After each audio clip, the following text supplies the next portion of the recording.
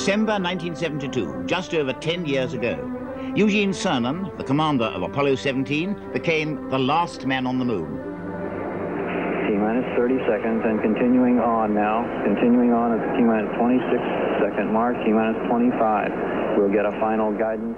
With Commander Cernan on board the giant Saturn V rocket were Ronald Evans, who'd remain as pilot in lunar orbit, and Jack Schmitt, the only trained geologist to go on any of the Apollo missions. He would accompany Cernan for this final exploration of the moon. Sequence started. All engines are started. We have ignition. 2, 1, 0. We have a liftoff. We have a liftoff, and it's lighting up the areas. It's just like daylight here at Kennedy Space Center as the Saturn V is moving off the pad. Eugene Cernan had been near the moon before, in Apollo 10, which rehearsed all the maneuvers bar the actual landing. If Houston had given the go-ahead for that, Cernan would have been the first as well as the last man on the moon. Today, this Saturn rocket is nothing more than a museum piece, a monument to the achievements of the manned space program. Looking at it now, it's hard to recapture the excitement of 10 years ago.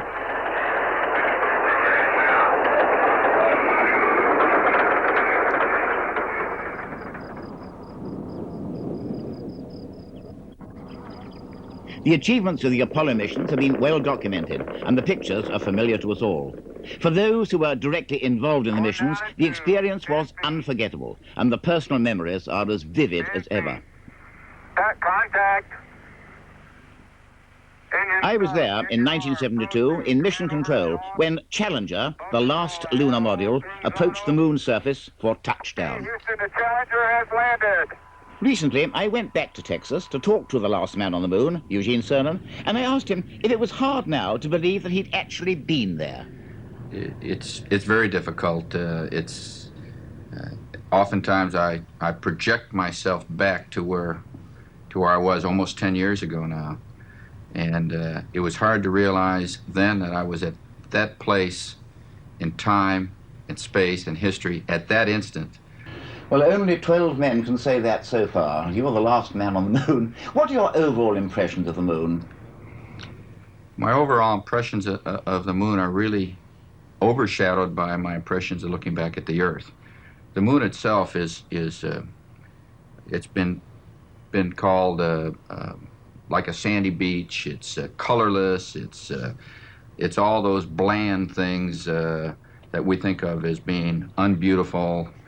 But it is beautiful. It's majestic. It's got towering mountains, and it's got tremendously overpowering landscape.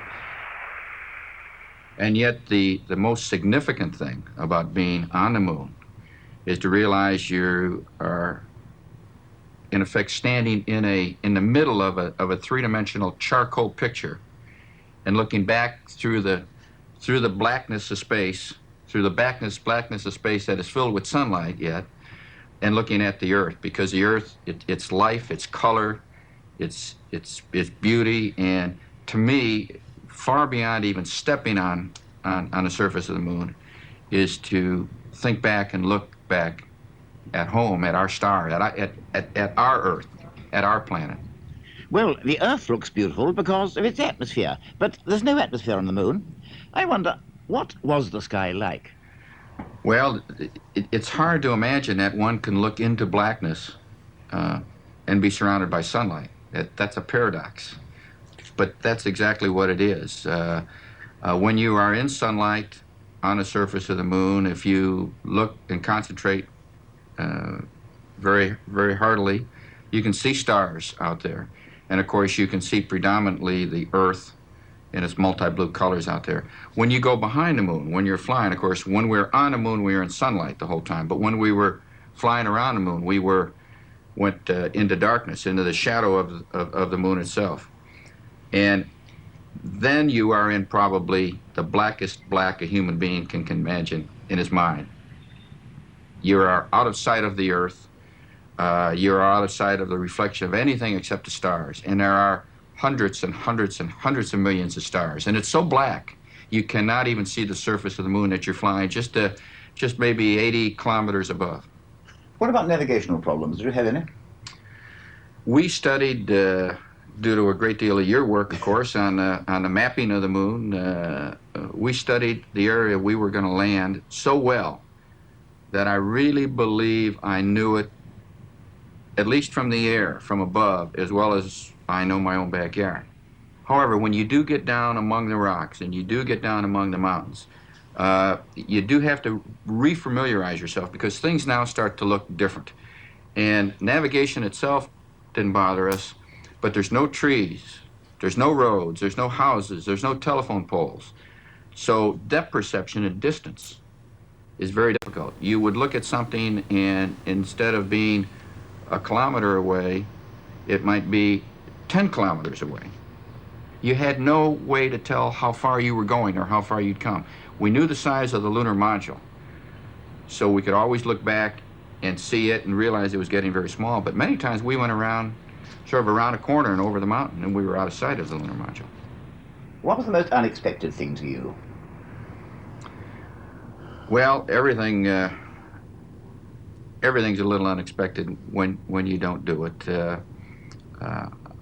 I'm not sure anything was that unexpected other than the fact all of a sudden, after so much work, having gone to the moon once before that and come close to landing, and not having done that, the most unexpected thing was actually all of a sudden finding myself on the surface of the moon, realizing that it was quiet, the engines were shut down, I have sort of severed my links with life and humanity to a degree that I know and understand as such.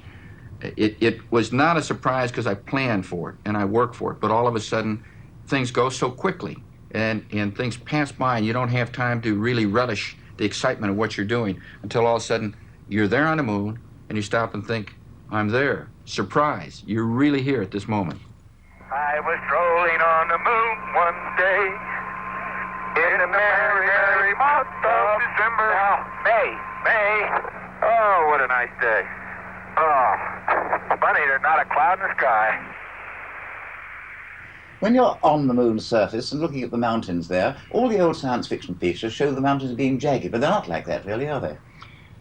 No, they're really. It really looks like the moon had a battle with nature in its early formation, and we think of the science fiction as those jagged, ragged peaks, and there are, I think, to a degree, some of those kinds of peaks on the moon. But the moon had a battle, as I say, had a battle with nature, a volcanic battle, a battle with the meteors through space at one time, and most of the mountains tend to be rounded. I really believe that if you could get a big machine and blow all the dust and all the what we call the lunar sands or the lunar dust away, you would find very ragged and very jagged peaks. But they've mellowed. They've mellowed with age, like we all do. Well, the moon's surface is dusty to a certain extent. Did you have any trouble there when you were driving the lunar rover? The lunar dust is, Patrick, is probably the more difficult problem we had because it's like graphite, but graphite lubricates.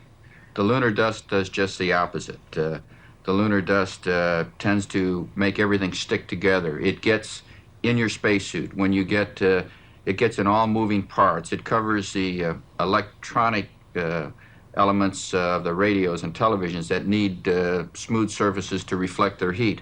When you get into spacecraft and you take off your spacesuit, which you have to maintain comfort, and then you unpack the rocks and you literally hold, nobody here on Earth holds the lunar rocks with their bare hands, but we did.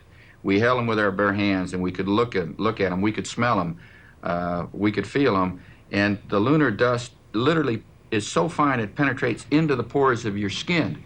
And it was many weeks after I came back before I literally could get the lunar dust out of my skin. I was actually in mission control when we heard the news about the orange soil. That must have been quite a moment.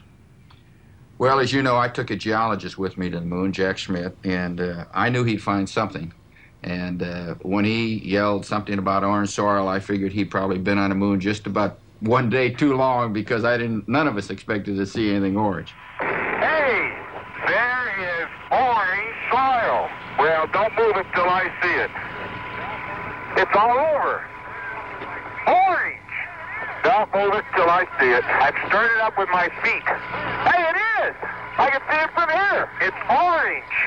Wait, let me put my visor up. It's still orange. Sure it is. Crazy. Fantastic, sports fans. It's trench time. You can see this in your color television, I'll bet you. How can there be orange soil on the moon? Man, if there ever was, I'm not going to say it, but if there ever was something that looked like a funeral operation, this is it. Okay, let me give you a gravimeter. Mark it. Okay, mark the gravimeter. And she is flashing. Even the core tube is red. Look at that. Even the core is red.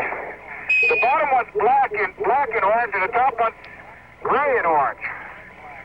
Fact is, the bottom of the core is very black compared to anything we've seen. Hey, we must have gone through the red soil because it's filled, but it's filled with a black material. Let me see. Dark gray, almost a very, very fine grain. That might be a magnetite soil. I got it. Fantastic. Go ahead. Okay. Of course, we had many theories on the spot for the origin of that soil, thinking perhaps it came from the development of the moon, from deep within it when the moon was effectively very active and in itself was involved in high volcanic activity. But apparently now it has been decided that it is not. No, it's very ancient glassy beads, isn't it? Yes.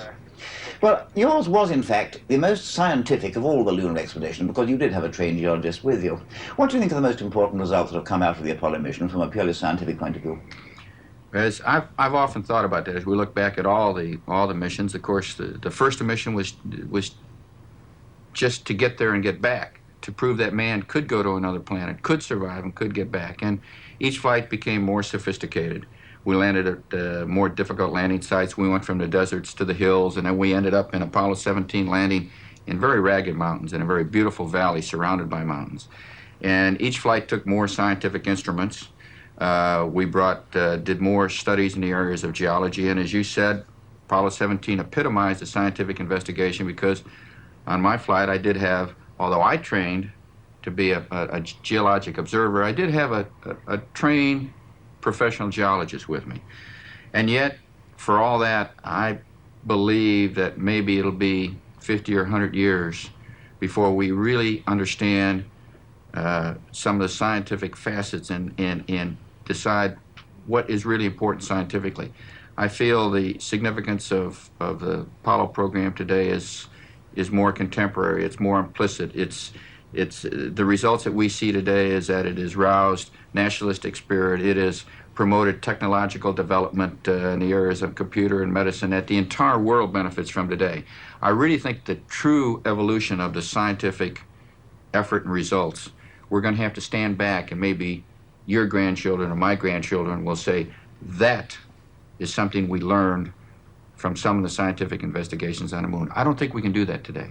What was the most difficult problem you faced, apart from the problem of the lunar dust?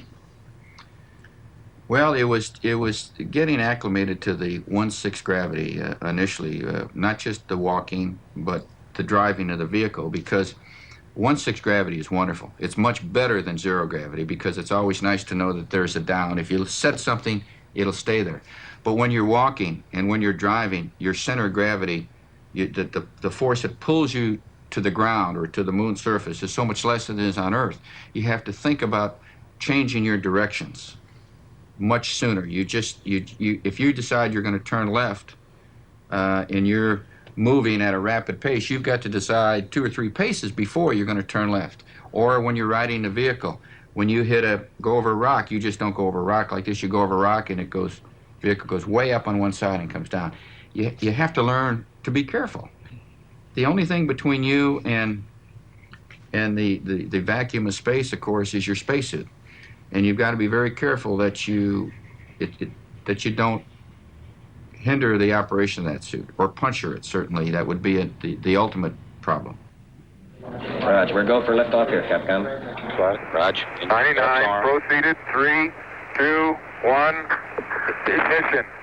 Burn away, Houston. Vector good. We're burning, flight. Roger, how's the thrust? Looks good, flight. Positive base shot, flight. Roger. Plus H dot. Thrust okay, Capcom. Over.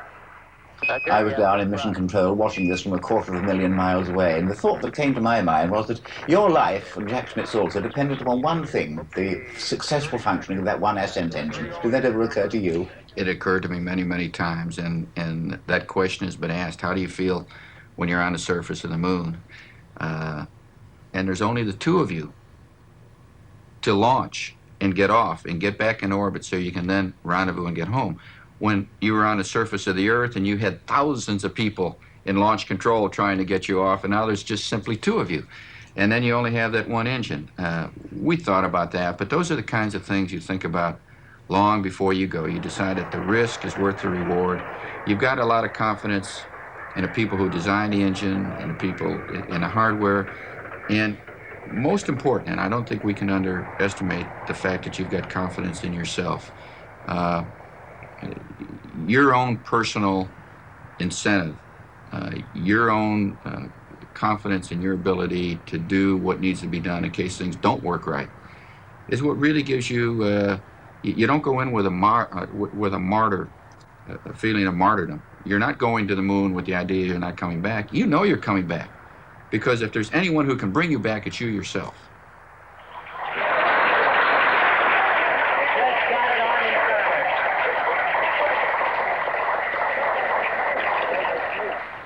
So far, you're the last man on the moon, the last man actually to set foot there. When do you think the next men are going to go to the moon? Can you make any estimate at all? I happen to believe we will go back, but it may not be in yours or my lifetime, because everything needs motivation. We went to the moon not for scientific purposes initially. I think we were motivated by political purposes, and it's well that we were, to get the job done. When there is a purpose, when there is reason, when there is motivation to go back to the moon, to use it as a base to further explore the solar system or whatever, we will go back. Until that motivation comes from some source, it may be a long time. I believe we'll go to Mars too. Again, we'll need motivation. When the Viking spacecraft landed on Mars and a television camera scanned the surface, if there was a little green man with long ears looking back, that would have been motivation. We would have been on our way to Mars today if that kind of motivation occurred. It could be motivation from within or from without. We'll go back to the moon. When, I just can't tell you, but there'll be someone who will follow our steps to the moon. I'm sure that will happen. And as you look at the moon now, you seem to find it hard to believe that you've been there, but do you have still a kind of wistful affection for the moon? Would you like to go back if you had the chance? Yes. I'd go back tomorrow if I had the opportunity. Some people wonder why take the risk to do that, but there's a certain amount of romantic adventure and excitement. I would like to go back and take the time to recapture those moments that went so quickly in my life. That was a 13-day flight, 13 days of my life, and each day held its own magic. And it went by so quickly that you were doing so many things that in fact your life depended upon you doing, that sometimes you didn't get a chance to just stand back and enjoy the moment that you were thrust into. I'd like to go back and do that.